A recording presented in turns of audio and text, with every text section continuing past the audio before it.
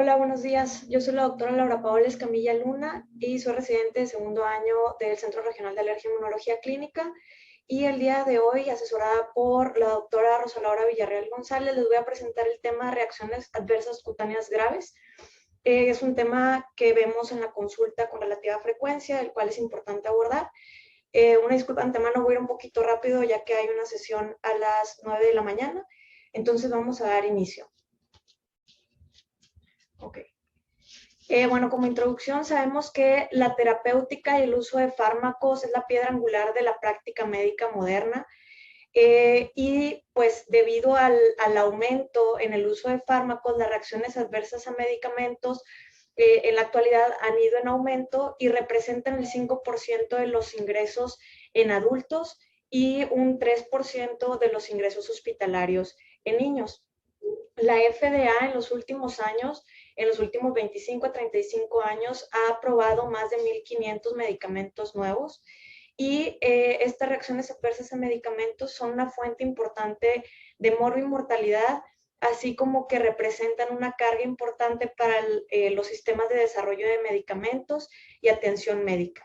Se estima que hasta el 50% de estas reacciones se pueden prevenir y es por eso la importancia de hablar un poquito más de estos temas.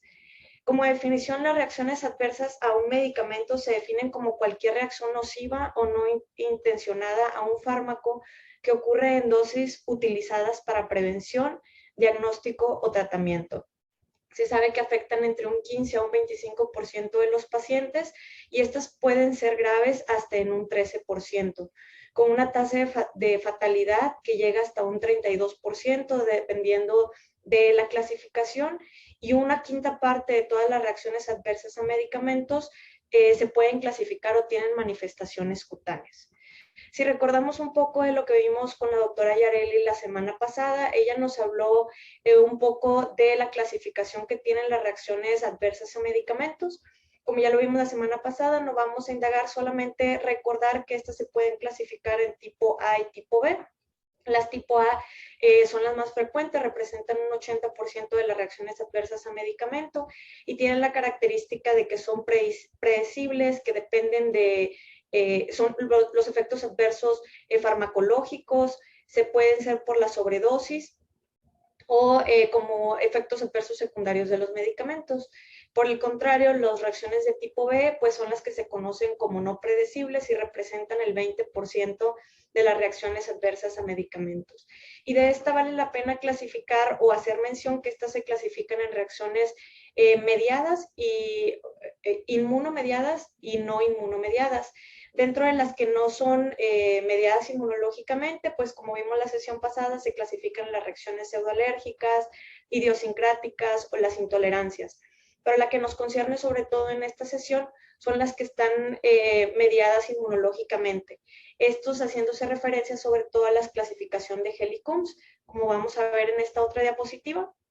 Estas se pueden clasificar de acuerdo a los mecanismos inmunológicos en las ya conocidas tipo 1, que pues es la más frecuente, mediada por IgE, con la ya conocida fisiopatología por la degradación de los mastocitos y basófilos con la liberación de las citocinas, de las sustancias como la histamina. Y de esta pues ya hemos hablado bastante. Tenemos la tipo 2, que está mediada por complemento y por IgG, la tipo 3 mediada por IgM o IgG y complemento, pero en las que quiero hacer mención sobre todo en esta sesión son las reacciones a medicamentos o reacciones de hipersensibilidad por mecanismos 4 o conocidas como tardías, las cuales se pueden clasificar en A, B, C o D dependiendo del tipo de respuesta inmune y de las células que participan para desencadenarla. Como tenemos o como podemos ver en la imagen, las reacciones de hipersensibilidad tipo 4A, el tipo de respuesta inmune que predomina aquí es el tipo TH1, donde predomina el interferón gamma, con una consecuente inflamación desencadenada por los monocitos. Y dentro de las síntomas clínicos típicos se encuentra el eczema. Pero sobre todo las que nos interesan en esta sesión, pues son las reacciones cutáneas graves. y estas se clasifican sobre todo en los tipos de hipersensibilidad B, 4B, C y D, como podemos ver en la imagen. Estas, bueno, el tipo 4B tiene la característica de que el tipo de respuesta inmune predominante es el tipo TH2, donde participan sobre todo por la liberación de citocinas interleucina 4, 5, 13, con una inflamación de predominio eosinofílico.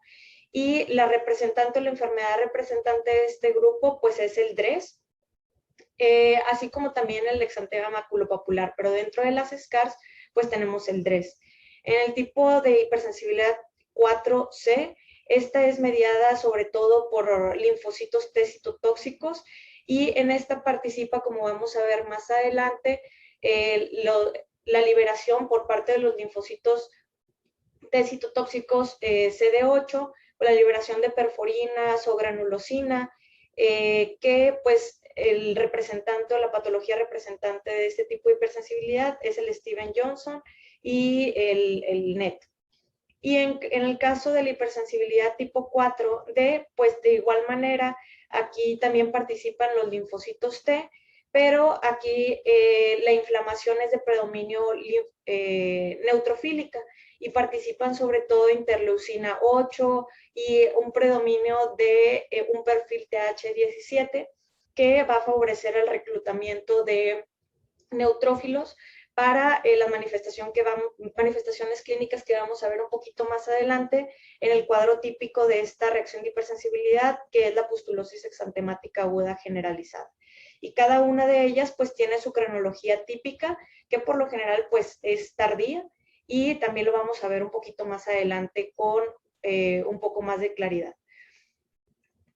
Bueno, y también es importante recordar que de igual manera lo vimos en la sesión pasada, pero son los modelos de activación por los cuales los linfocitos T desencadenan o se perpetúa el reconocimiento por parte de estos linfocitos T de los compuestos pequeños o de los péptidos de los fármacos. Tenemos tres modelos, hipótesis o teorías diferentes que se han postulado. El primero es el modelo apteno-proapteno, en la que, como vemos en la imagen, los fármacos y sus metabolitos se ponen en contacto con un péptido endógeno, el cual se une al péptido intracelular endógeno en la célula presentadora de antígeno, que es el HLA, y forman un complejo HLA péptido fármaco, que posteriormente es reconocido por el TCR de las células T. Pues se forma la característica es que se forma una unión covalente por parte del fármaco y de los péptidos y del HLA, y pues es como la característica típica de este tipo de modelo de activación del linfocito T. El otro concepto modelo es el concepto de interacción farmacológica o PI, que es la interacción farmacológica con receptores inmunes.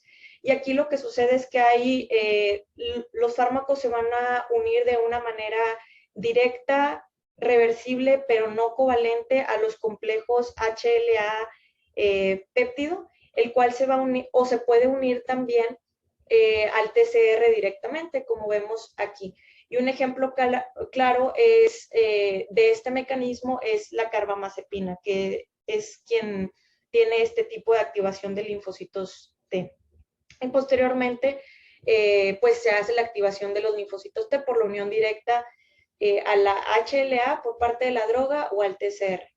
Y el último modelo es el modelo de repertorio de péptidos alterado, en el cual los fármacos se van a unir a un repertorio de péptidos que está alterado propiamente son péptidos endógenos en las células presentadoras de antígeno, y es posible que no se unan directamente al HLA, se pueden unir directamente al TCR.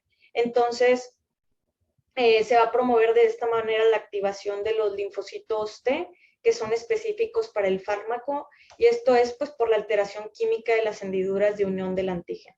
Eso es prácticamente recordando un poco de lo que vimos en la sesión pasada.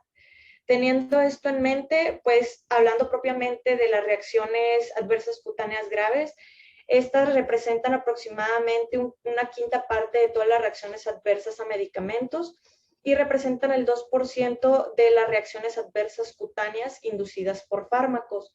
Es importante su reconocimiento ya que tienen una alta carga en la morbimortalidad, representan una mortalidad de un 10 a un 50% y una morbilidad hasta un 60% secundaria a las secuelas de las mismas. Y la forma de hipersensibilidad característica, pues como ya vimos, es mediada por células T. Dentro de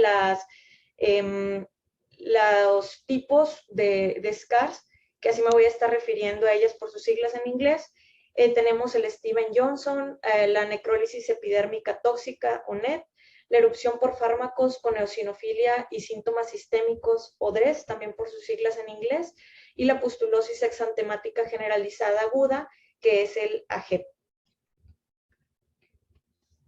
Y bueno, para desarrollar todos estos tipos de enfermedades cutáneas graves, se han descrito algunos factores de riesgo, ya sea dependientes, dependientes del fármaco o propios del individuo. Se ha visto que en cuanto a la edad son un poco más frecuentes en los adultos, con un predominio un poco mayor en el género femenino. Como vamos a ver, también hay factores de riesgo genéticos que son muy importantes y en cada una de las patologías ya hay alotipos de HLA descritos que vamos a ver en unas diapositivas a continuación. También algunas comorbilidades que favorecen el desarrollo de estas reacciones graves cutáneas, como son infecciones por virus, en especial el virus del herpes simple 6, pero también hay otros virus que también favorecen el que aparezcan estas reacciones cutáneas y la exposición previa a estos fármacos. Y dentro de los factores de riesgo propios de los fármacos, pues hay una mayor frecuencia en los agentes biológicos. También se ha visto reactividad cruzada dependiendo de la estructura química de los fármacos cuando son similares, pero incluso en las primeras semanas posteriores a los SCAR puede haber incluso manifestaciones con algunos otros fármacos alternativos, aunque no tengan la misma estructura similar. Vamos a ver un poco de eso también más adelante. Y también la ruta de administración, ya que estas son más frecuentes por la vía intravenosa, intramuscular, seguido de tópica y por último por la vía oral. Se han descrito muchas asociaciones fuertes entre los alelos del antígeno leucocitario humano o los HLA y los SCARs fármaco específicos, como les había visto. Con los estudios de la farmacogenómica en los últimos años se han podido describir algunos síndromes típicos en ciertas poblaciones, por ejemplo, el síndrome de hipersensibilidad a abacavir en las poblaciones asiáticas, donde se ha visto que estas personas que lo desarrollan tienen esta mutación en el HLA-B5701. Por otra parte, en el cuadro típico de Steven-Johnson con NET por carbamazepina, el HLA que se ha asociado es el B1502, y en el caso del DRESS por alopurinol, el HLA que se ha visto asociado es el B5801. Y esto pues ha traído consigo en los últimos años pues una vía o un área de oportunidad para futuras maneras de poder predecir o poder estudiar a la población y evitar que haya este tipo de reacciones que son graves y que condicionan pues bastante mortalidad en los pacientes. En cuanto a la prevalencia global, en cuanto al Steven-Johnson, la prevalencia es de 1 a 7 casos por millón de habitantes, y en los pacientes se ha visto que tienen VIH, el riesgo aumenta hasta 1000 veces más.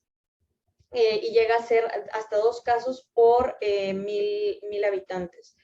En cuanto al DRESS, la prevalencia es de 1 a 4 por millón de habitantes, y en cuanto a la JEP, llega a ser hasta 5 por millón de habitantes.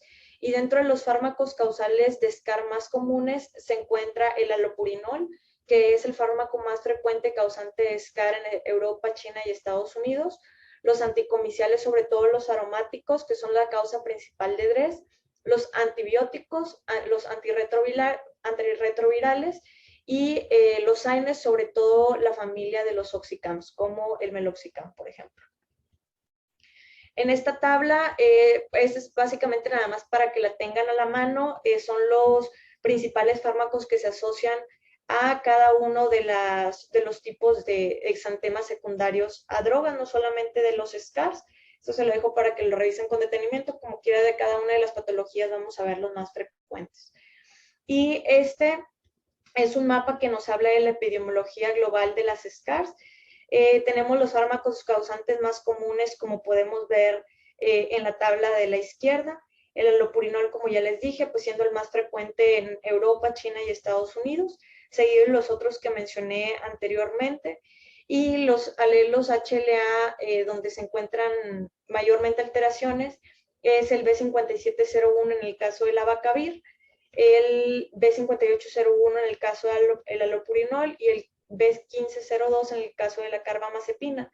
Y en el mapa podemos ver, de acuerdo a cada uno de los continentes, pues la frecuencia de cada una de las enfermedades. Por ejemplo, en Estados Unidos, la frecuencia de cada uno de, ya sea el Steven Johnson, del NET, del DRES, y el porcentaje de mutaciones de cada uno de los alelos que se encuentran. Esto también pues es para que lo revisen con más detenimiento en cada uno de los continentes. Y bueno, nosotros aquí en el Centro Regional de Alergia e Inmunología Clínica, en la clínica de medicamentos, tenemos pues una estadística que se ha hecho en los últimos años, en los últimos 4 años, donde se han atendido pacientes con este tipo de manifestaciones. En cuanto a los pacientes que han tenido reacciones de hipersensibilidad tipo 1, pues como sabemos, esta es la mayoría, un 67%, pero un 33% de los pacientes han sido de tipo tardío, de tipo 4. Y de esta, la patología que con mayor frecuencia vemos, pues es el DRES en un 56%, seguido de DRES y AGEP en un 22%, y posteriormente AGEP y DIS en un 11%.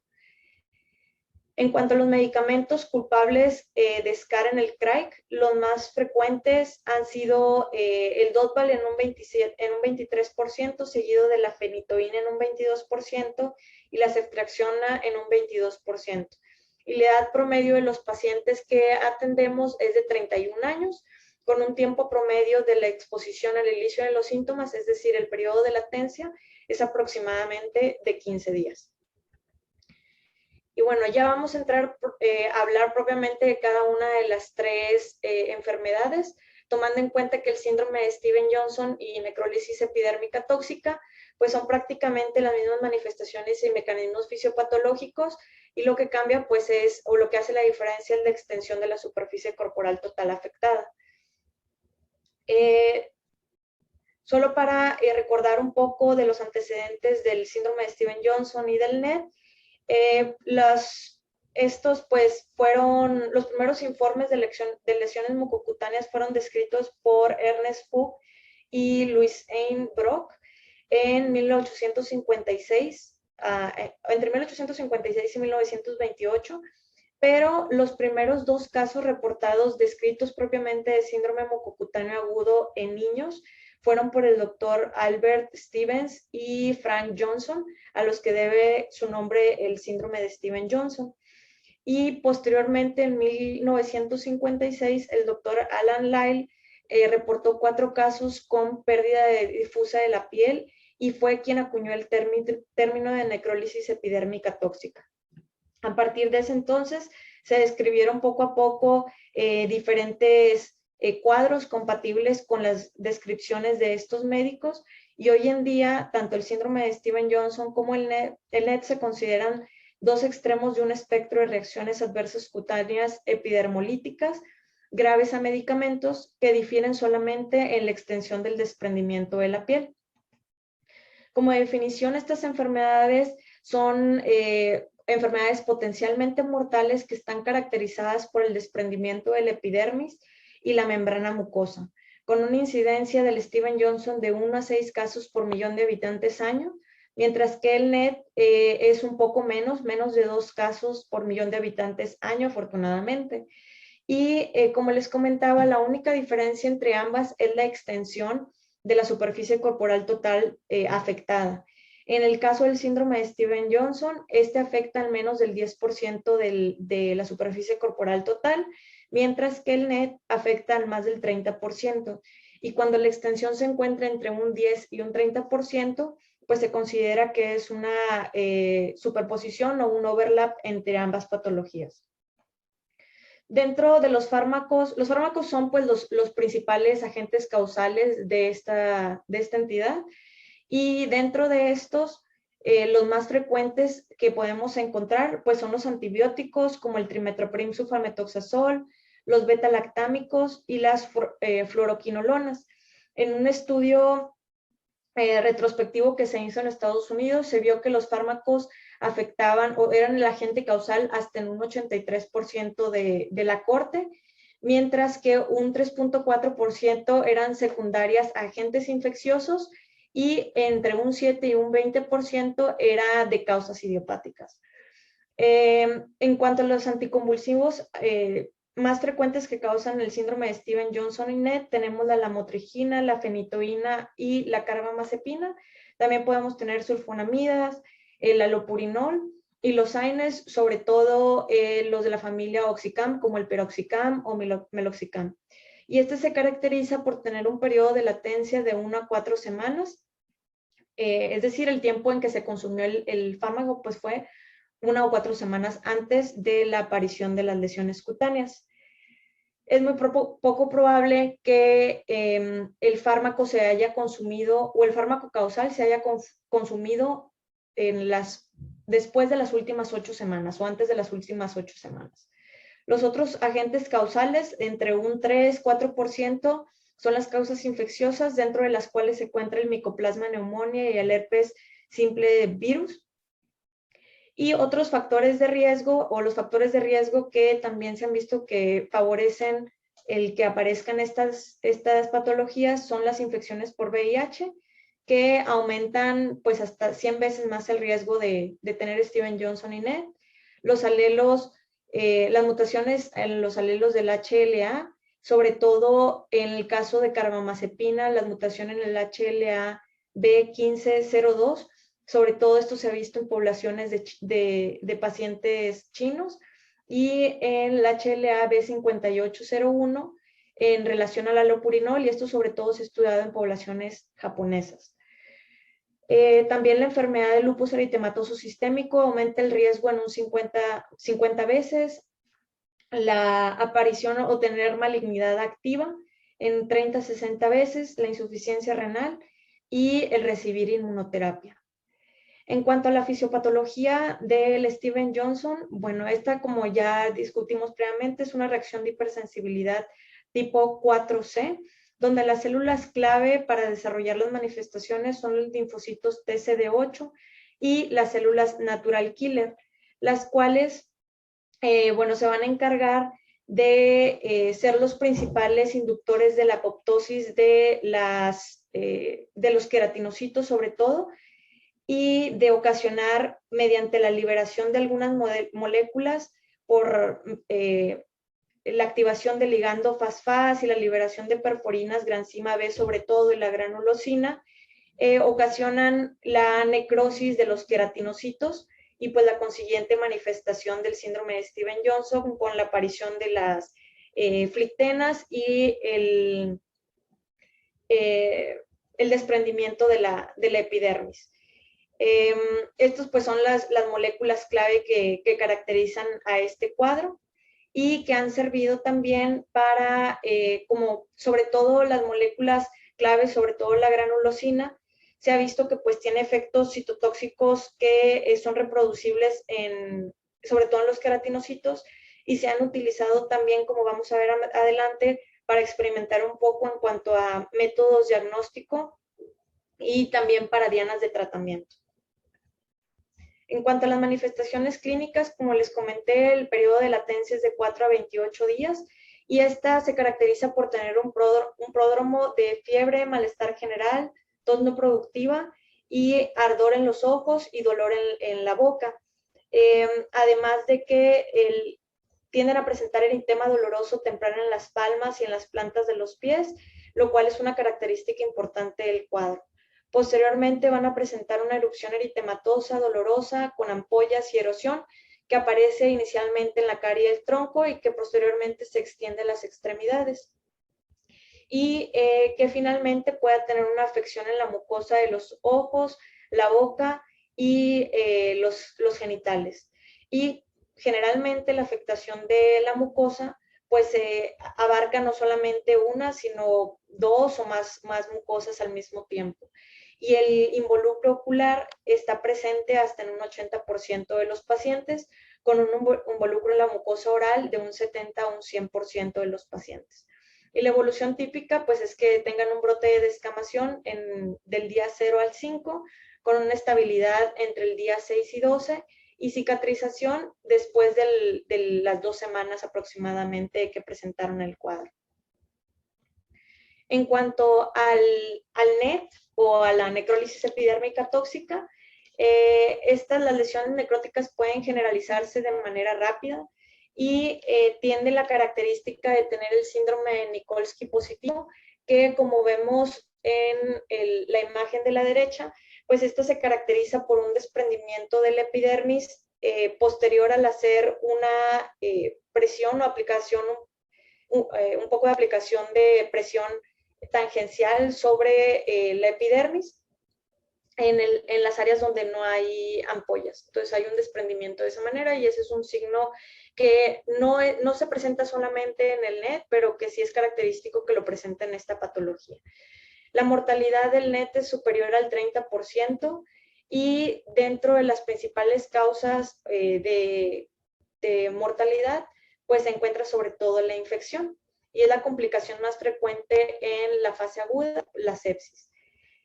La afección de órganos internos en la fase aguda se manifiesta principalmente como lesión hepática leve, donde podemos ver aumento de las enzimas hepáticas.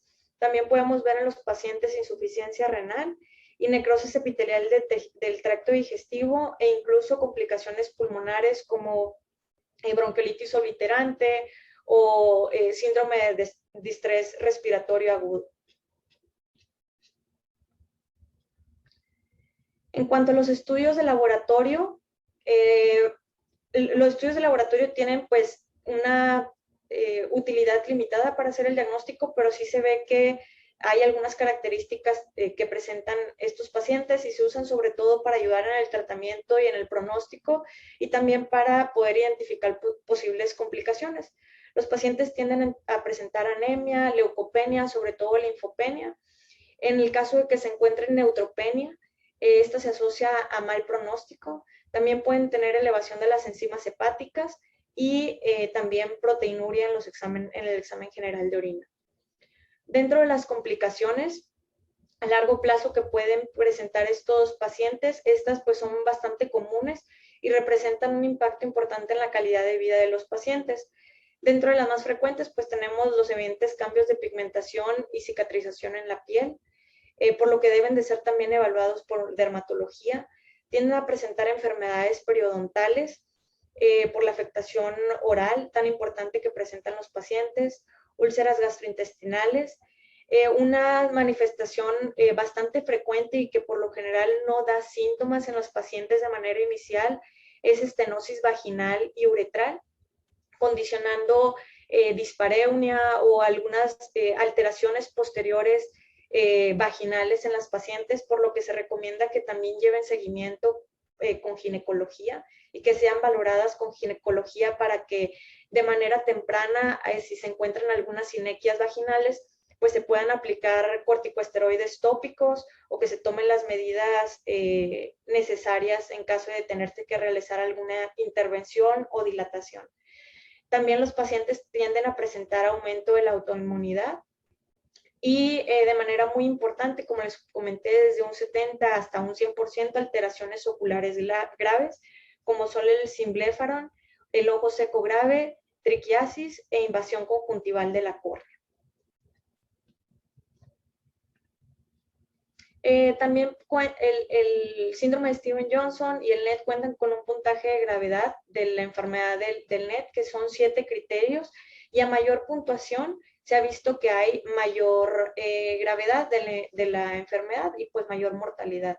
Esta escala no está validada en niños y sobre todo pues se usa en adultos, y los factores de riesgo independientes que valora es el tener una edad mayor de 40 años, una frecuencia cardíaca en el primer día de que se ingresa al paciente y al tercer día. Esta este score se hace el primer día de ingreso del paciente y a las 72 horas para que sea más sensible. Es la edad mayor de 40 años, la frecuencia de más de 120 latidos por minuto, el que tenga neoplasias hematológicas o cáncer, un área de desprendimiento epidérmico mayor del 10% de la superficie corporal total, un BUN mayor a un 28 miligramos por decilitro, glucosa en sangre mayor a 252 miligramos por decilitro y un bicarbonato menor a 20 miliequivalentes por litro. Y dependiendo de la puntuación, cada uno aporta un punto, y dependiendo de la puntuación, pues es la mortalidad a la que se asocia en el cuadro del paciente. Si presentara de 0 a 1 punto, tiene una mortalidad de un 3%, pero si excede los 5 puntos, la mortalidad llega a ser de un 90%. En cuanto al diagnóstico, pues es indispensable hacer una historia clínica detallada con pues investigar de manera dirigida la lista y hacer una lista de los medicamentos que se empezaron a tomar o los que fueron que se empezaron o que se indicaron en las últimas 8 semanas, ya que pues después de las 8 semanas es muy poco frecuente que se asocien a síndrome de Stevens-Johnson y NET. Realmente no se dispone de una puntuación o prueba diagnóstica específica para hacer el diagnóstico. Entonces nos valemos sobre todo de la historia clínica detallada y de la identificación de los signos y síntomas típicos que describimos anteriormente, y de la biopsia cutánea, que es el diagnóstico confirmatorio, en el cual las características es encontrar ampollas subepidérmicas con necrosis confluyente suprayacente de la epidermis y algunos infiltrados linfocíticos perivasculares. Y al hacer un análisis citológico podemos encontrar macrófagos y también la presencia de las células clave, que son los linfocitos CD8, al igual que los macrófagos. Y en algunos artículos se comenta que si bien la biopsia es el diagnóstico confirmatorio, pues se considera que puede ser invasiva y que en algunas ocasiones pues el resultado se retarda un poco. Es importante también hacer mención aquí que aunque no tengamos la biopsia, no se debe retrasar el tratamiento, ya que esto pues se asocia a mayor mortalidad. Y al presentarse un resultado retardado con las biopsias, en algunos casos se han estado haciendo investigaciones para tener otras opciones para el diagnóstico, como es el caso de las determinaciones de citocinas. Como les comentaba, que aunque aún están en investigación, pues se ha visto que la expresión de granulosina en células CD4 mediante citometría de flujo se encuentran aumentada y se ha descrito como una prueba rápida de granulosina, y que esta pues se podría utilizar para poder hacer un diagnóstico rápido de Stevens-Johnson o NET. Los estudios con esta prueba en particular, cuando se han hecho, pues se puede obtener resultados en 15 minutos y tiene una sensibilidad de un 80% y una especificidad de hasta un 90% para hacer un diagnóstico rápido de síndrome de Stevens-Johnson y NET. También se pudieran medir la producción de granzima B mediante ensayos ELISpot, niveles de interferón gamma mediante citometría de flujo, y estos sobre todo están asociados para hacer el diagnóstico, pero el único que se ha determinado, la única citocina que se ha determinado o que se ha asociado para ser asociada a pronóstico son los niveles de interleucina 15. También otro estudio que se ha usado para hacer el diagnóstico son los test de transformación de linfocitos, que también están descritos, sin embargo, no están estandarizados. Tienen altas tasas de falsos positivos y de falsos negativos, por lo que a pesar de ser seguros y reproducibles, no están recomendados en un 100%, pero pues se podrían utilizar para tratar de identificar el fármaco causal. Y los ensayos de activación de células T, que también podrían ser una alternativa para tratar de identificar el fármaco causal, una alternativa al test de transformación de linfocitos con una sensibilidad del 80% y especificidad del 96%. Y es importante mencionar que en el Steven Johnson y NET, al igual que en las otras SCARs, la prueba de reto farmacológica está contraindicada por pues, el riesgo extremadamente peligroso que puede haber en una segunda exposición al fármaco. Y en cuanto al tratamiento, pues de manera inicial se recomienda que todo paciente que se le haga el diagnóstico de síndrome de Steven Johnson y NET se maneje en una unidad de cuidados intensivos o en una unidad de quemados.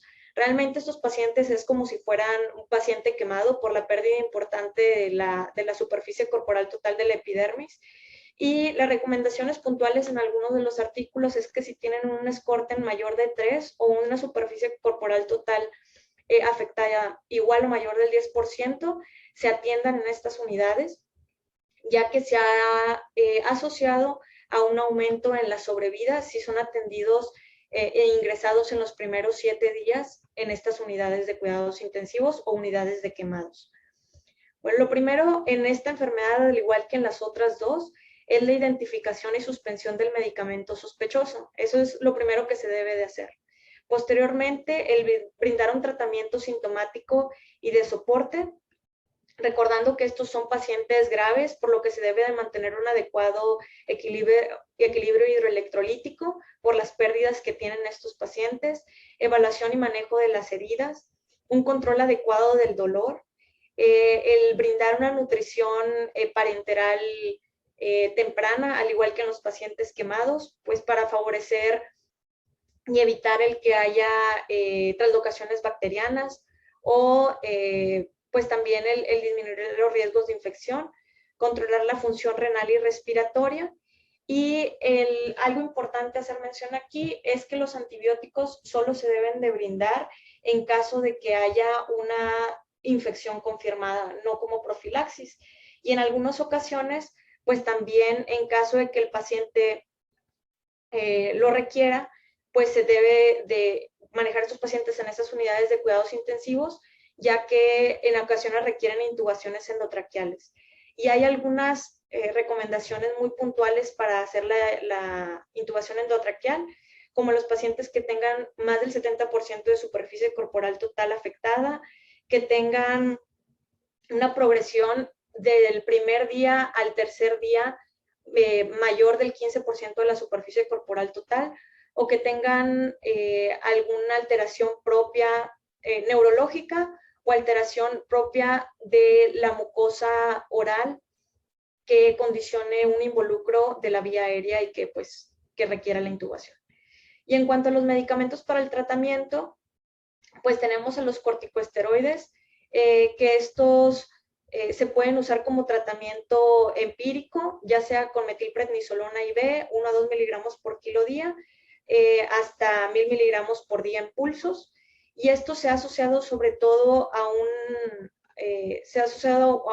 aumento, es bastante controversial el uso de los mismos porque se ha asociado a un aumento de la hospitalización y de las infecciones. Sin embargo, no se ha visto que esté relacionado a la mortalidad, por lo que su uso es controversial, pero pues sí se pueden utilizar. En cuanto a la inmunoglobulina G, el consenso es que se encuentra a favor de su uso. Si bien existen algunos reportes de caso que lo favorecen, existen otros que no se ha visto mucha mejoría. Realmente no se ha visto mejoría en la mortalidad en comparación con el dar corticosteroides sistémicos y medidas de soporte, pero pues es otra alternativa para su uso. Y lo que sí se ha visto es que si se da dosis altas de 3 miligramos por kilo de dosis total, sí puede reducir un poco la mortalidad en comparación con dosis bajas de 1 miligramo por kilo. Y otras alternativas del tratamiento puede ser las que se han estudiado, es la ciclosporina de 3 a 10 miligramos por kilo día en periodos cortos, y se ha visto que esta disminuye la mortalidad en comparación con la inmunoglobulina IV. Y también se han estudiado algunos otros agentes anti-TNF, como el eternacep o el infliximab, en donde también en algunos estudios anecdóticos se ha visto beneficios en sobre todo la cicatrización y también en la tasa de supervivencia. Y bueno, hablando de las reacciones farmacológicas con eosinofilia y síntomas sistémicos, que es el DRESS, con un poco de los antecedentes, pues en 1930 se presentó en un paciente tratado con anticonvulsivos. Posteriormente, en 1950, se describió la hipersensibilidad al dilantín. La fenitoína fue un reporte de caso en un paciente que estaba tomando fenitoína y posteriormente presentó dermatitis exfoliativa y hepatitis. Y no fue hasta 1996 cuando Boquet y colaboradores propusieron el término de DRESS y describieron los primeros como criterios diagnósticos del síndrome de DRESS. Y posteriormente, en 1997, se hizo la asociación de la reactivación del herpes virus tipo 6 y su identificación en los pacientes que tenían DRESS. Desde entonces, los términos que se han utilizado para clasificar el síndrome de DRESS han sido diferentes, pero pues prácticamente se refieren a las mismas manifestaciones. Se conoce como síndrome de hipersensibilidad anticonvulsivos, síndrome de hipersensibilidad nada más, entre otros. Y esto pues dependiendo de los criterios. Esta es una enfermedad potencialmente mortal que se caracteriza por fiebre, erupción cutánea y daño a órgano diana inmunomediado, con una prevalencia de 2 a 9 por 100,000 pacientes y una tasa de mortalidad del 10%, secundaria sobre todo a falla hepática y a sepsis. Dentro de las comorbilidades más frecuentes asociadas al DES tenemos VIH, que es la más frecuente en un 28%, atopia en un 21%, y epilepsia en un 20%. Y esta pues se caracteriza con una afección de más de un 50% de la superficie corporal total, además de la triada que les comenté. En cuanto a los factores de riesgo de DRESS, se encuentra la presencia de infecciones virales, como es el caso del herpes tipo 6, algunas alteraciones específicas de HLA, por ejemplo, en el caso del alopurinol, el B5801 en la población china, o en el caso de la carbamazepina, el A3101, entre otras. En un estudio realizado el antepasado, en el caso de vancomicina se encontró que el HLA que estaba alterado en una corte de 23 pacientes y que se asoció a que presentaran DRESS es el HLA 3201, y este se asoció fuertemente al desarrollo de DRESS por vancomicina. También otros factores de riesgo es la polifarmacia, algunas alteraciones del citocromo P450, la presencia de insuficiencia renal y la edad avanzada.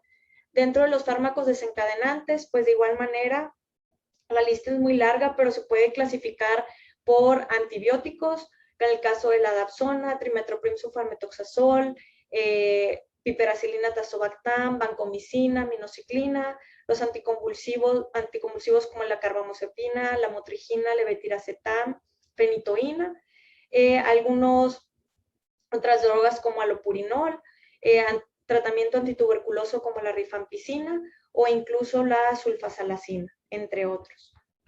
Y en cuanto al mecanismo fisiopatológico, pues tenemos que los factores claves en esta entidad es la respuesta inmune específica del fármaco y la reactivación viral.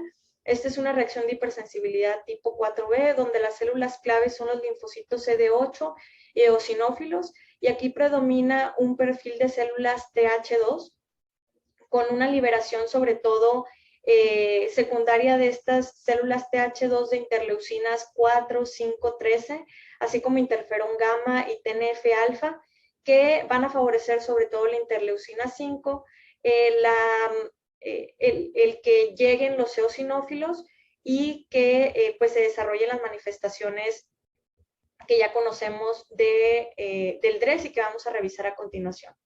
Además de que el timo y las quimiosinas reguladoras por activación, o lo que se llaman TARCs, van a desempeñar un papel sobre todo en la estimulación y el reclutamiento de los linfocitos T, sobre todo TH2, en los sitios de inflamación local para que pues, se perpetúe la liberación de estas citocinas. Se ha visto que el virus más prevalente en esta enfermedad y que se asocia a la reactivación del cuadro es el virus del herpes humano tipo 6 y que para su desarrollo y su reactivación requiere de inmunosupresión, lo cual se demuestra sobre todo en los laboratorios típicos de los pacientes con DRES que presentan disminución de los niveles de inmunoglobulinas, así como disminución de los linfocitos B circulantes. También se ha visto que estos pacientes que tienen linfocitos CD4 activados, así como CD25 y FOXP3 activados en la fase aguda, se asocian con una inhibición de los linfocitos T antivirales y favorecen la reactivación viral. En cuanto a la evolución clínica, tiene un periodo de latencia de 3 a 8 semanas, con una duración que va de más de 15 días, y esta es característica del DRES, su larga evolución y un inicio tardío de 3 a 8 semanas. Y la recurrencia se asocia sobre todo al herpes tipo 6, pero también se ha visto con el virus del Epstein-Barr, el herpes tipo 7 y citomegalovirus. Se caracteriza por tener un pródromo con fiebre, prurito, disfagia y adenomegalias.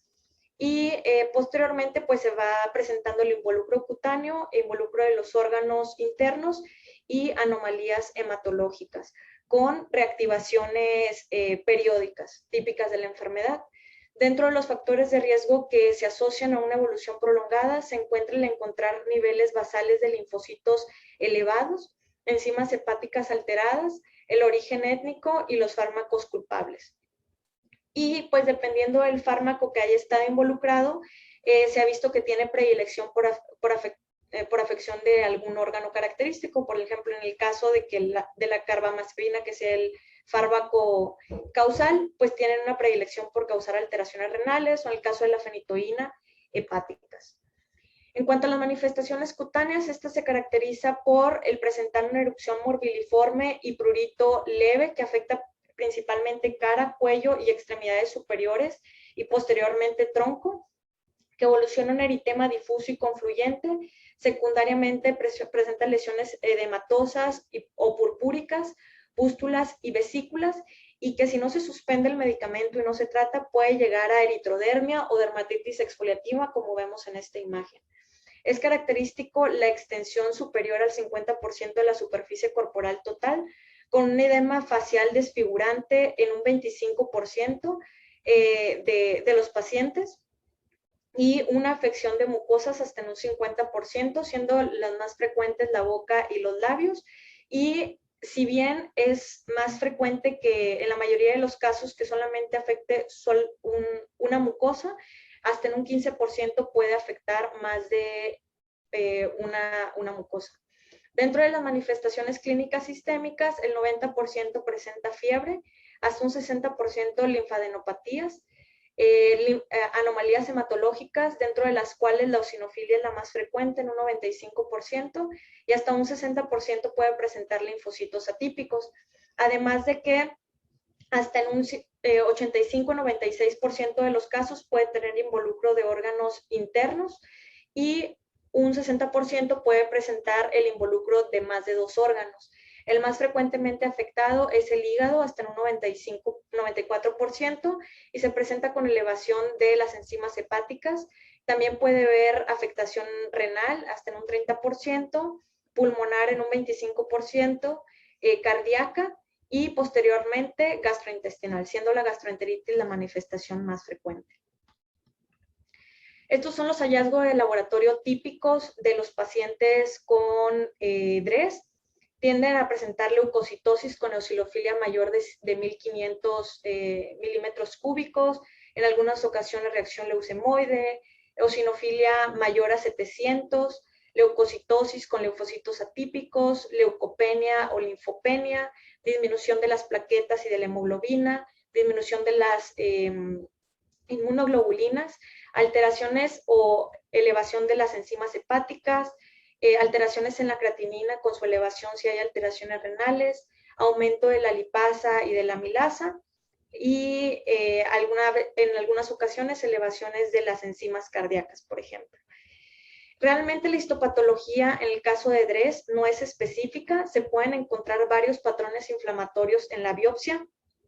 que pueden ser característicos de otras entidades, pero si se encuentra la coexistencia de 3 patrones histopatológicos en una muestra de piel, esta tiene mayor posibilidad de que sea un caso definitivo de DRESS y que se relacione con la gravedad clínica.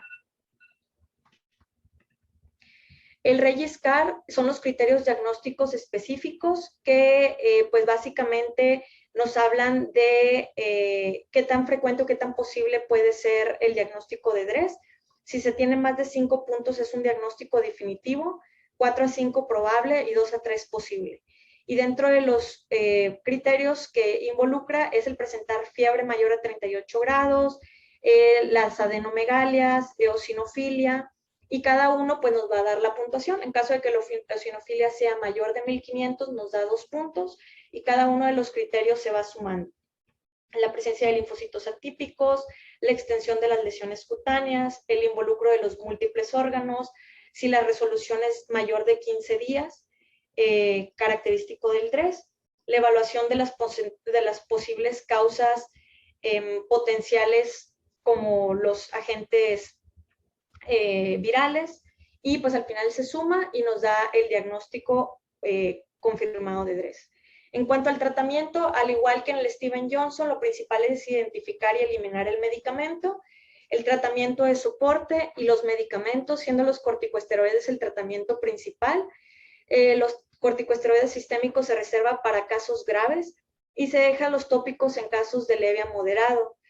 Esto se ha visto que reducen la aparición de brotes y disminuyen la posibilidad del desarrollo de secuelas autoinmunes. En cuanto a la inmunoglobulina IB, se ha relacionado con complicaciones y se ha visto que tiene escasa eficacia en este cuadro, pero en algunos reportes de casos se ha descrito que tienen un beneficio, sobre todo en los pacientes que son resistentes a los corticosteroides sistémicos. En caso de los antivirales, realmente no se recomiendan por su pobre eficacia y toxicidad. Y existen algunos reportes anecdóticos también de algunos inmunosupresores como la ciclosporina, ciclofosfamida, mofetilmicofinolato y rituximab, en los que se han visto casos favorables. En cuanto al pronóstico, tiene una tasa de mortalidad de un 10%. Realmente es impredecible su pronóstico y tiende a recuperarse en semanas a meses con algunas recaídas. Existe mayor riesgo de reacción a fármacos no relacionados estructuralmente, sobre todo en los primeros meses, y estos pacientes tienden a presentar secuelas a largo plazo, sobre todo falla hepática, insuficiencia renal, diabetes mellitus tipo 1 fulminante y enfermedades autoinmunes, sobre todo las asociadas a la patología tiroidea, como enfermedad de Graves y tiroiditis de Hashimoto, entre otras. Y por último, la pustulosis exantemática aguda, que es la HEP. Esta pues fue escrita inicialmente en 1968 y en 1980 varios colaboradores acuñaron el término de pustulosis exantemática generalizada aguda. Esta se caracteriza por ser la forma más leve de SCAR, que se desarrolla rápidamente con una incidencia de 1 a 5 casos por millón de habitantes. Se presenta a cualquier edad y tiene predominio sobre todo en el género femenino. Se caracteriza por la frecuencia de un eritema difuso edematoso de rápida aparición con múltiples pústulas no foliculares estériles que pueden confluir y en grandes áreas y generar pustulosis, sobre todo en áreas de flexión. También presentar fiebre y neutrofilia. Dentro de la etiología, los medicamentos son el agente causal más frecuente y en el cuadro podemos ver los más frecuentes que la ocasionan, sobre todo los antibióticos, antifúngicos, anticomiciales, los agentes antimalaria y los antihipertensivos. También hay algunos otros agentes infecciosos que se han asociado, como son el citomegalovirus, micoplasma o parvovirus B19, también la exposición a mercurio y la picadura de arañas o medicamentos herbales, entre otros. En cuanto a los factores genéticos, la predisposición genética también desempeña un papel importante aquí. Los alelos HLA que se han visto implicados son el B51, el DR11 y el DQ3. Y también se ha visto que hay una mutación en el gen de la interleucina 36 RN que aumenta la señalización de la interleucina 36, lo que va a condicionar una mayor producción de interleucina 6 y 8, y que esto favorece el que haya más neutrófilos y predisponer a las erupciones pustulosas. Esta es una reacción de hipersensibilidad tipo 4D, donde las células claves son los linfocitos CD8 y neutrófilos, que mediante el CXCL8 y la interleucina 8, así como el factor estimulante de colonias de granulocitos y monocitos, van a predisponer a que haya producción de neutrófilos de la médula ósea y que estos migren hacia las regiones subcorneales y hacia la piel, atrayendo a los neutrófilos y con la posterior producción de pústulas subcorneales, características de la patología. Esto dentro de los queratinocitos, además de que favorecen pues, la expresión de CXCL8 e interleucina 8, que se producen los queratinocitos, favorece también el que lleguen los neutrófilos a esta área. Dentro de las características histológicas que se encuentran en esta patología, lo más frecuente y lo más característico son las pústulas espongiformes subcorneales y o intraepidérmicas, además del edema de dermis papilar, los infiltrados perivasculares, la queratinocitis necrótica y la vasculitis leucocitoclástica. Y esto pues es característico y se debe de tomar una biopsia para hacer el diagnóstico, siempre incluyendo las pústulas. En cuanto a las manifestaciones clínicas, este tiene un inicio rápido con un periodo de latencia de 24 a 48 horas y una duración de hasta 21 días sin tratamiento. Se caracteriza por la fiebre, el prurito intenso, las manifestaciones dermatológicas que les describí con la aparición de las pústulas no foliculares estériles y afectación de mucosas hasta en un 20%, sobre todo la mucosa oral. Existen formas atípicas donde hay edema de cara, púrpura y ampollas o lesiones en forma de diana, y tiene una resolución espontánea en menos de 15 días, dejando un collar típico de descamación en forma de escama en las primeras 2 semanas. Dentro de las manifestaciones típicas sistémicas, pues tiene la fiebre, leucocitosis, elevación de PCR, neutrofilia, eosinofilia, hipocalcemia relacionada a la hipoalbuminemia, y el involucro sistémico, que aunque es raro, se puede presentar hasta en un 17%, afectando sobre todo hígado, riñón y en ocasiones pulmón con derrame pleural bilateral. El diagnóstico, pues al igual que las otras entidades, se hace con la historia clínica, la evaluación de las manifestaciones clínicas típicas y los criterios histológicos. Para identificar el fármaco responsable, en caso de polifarmacia, se pueden realizar pruebas de Parche después de que haya una resolución completa de la piel y se recomienda esperar un mes. Y esto tiene una sensibilidad de un 58% para el AGEP. Y un resultado positivo a menudo muestra pequeñas pústulas en el lugar de la prueba. En cuanto a la escala para el diagnóstico, la descrita es el Euroscar, que al igual que el Regiscar, pues básicamente de acuerdo a la puntuación nos clasifica o nos puede auxiliar para hacer el diagnóstico de AGEP definitivo.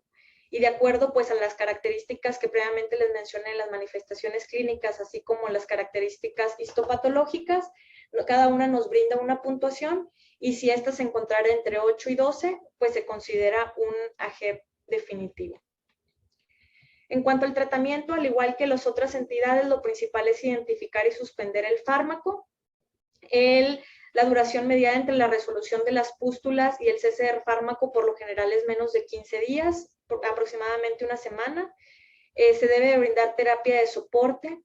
En cuanto a los corticosteroides tópicos, estos se correlacionan con una disminución de la duración de hospitalización y sobre todo ayudan a reducir el prurito y la inflamación. Los corticosteroides sistémicos realmente necesitan más investigación, no se ha visto que tengan un beneficio importante. Los antibióticos, al igual que en las otras entidades, debe de evitarse a menos de que se encuentre que haya una infección activa o que haya una sobreinfección de las pústulas. Y en cuanto al infliximab, se ha visto que ha tenido beneficios, sobre todo en los casos de AGEP con necrólisis epidérmica tóxica en overlap, con una resolución rápida y completa. El pronóstico de esta enfermedad es favorable. Sin embargo, en los casos donde haya afección a órganos, de mucosas, infecciones secundarias, retraso en el diagnóstico de más de 7 días y comorbilidades médicas, puede dar lugar a resultados desfavorables. La mortalidad es muy baja, de un 5%, y esta sobre todo secundaria a disfunción multiorgánica, sobreinfección y coagulación intravascular diseminada. Y se debe tener en cuenta que tras la reintroducción del fármaco causal, pues puede recurrir el AGEP. Como conclusiones personales, en los últimos años se han incrementado de manera drástica el consumo de medicamentos, lo que ha dado en aumento la aparición y la frecuencia de reacciones adversas a los mismos. Las reacciones adversas cutáneas graves son un subgrupo poco frecuente, potencialmente mortal, con diversos fenotipos clínicos y mecanismos y fármacos culpables. La respuesta mediada por células T es fundamental para estas reacciones tardías graves, pero las células efectoras y las citocinas varían según el fenotipo clínico. El diagnóstico de SCAR, las pruebas de provocación están contraindicadas y el manejo del SCAR es complicado y la mayoría de las veces no estandarizado, pero hay dos cosas principales en el manejo.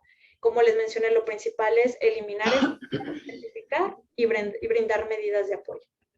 Y pues nada más me gustaría invitarlos a la reunión científica anual número 34, que se va a realizar este año de highlights en alergia e inmunología clínica los días 9, 10 y 11.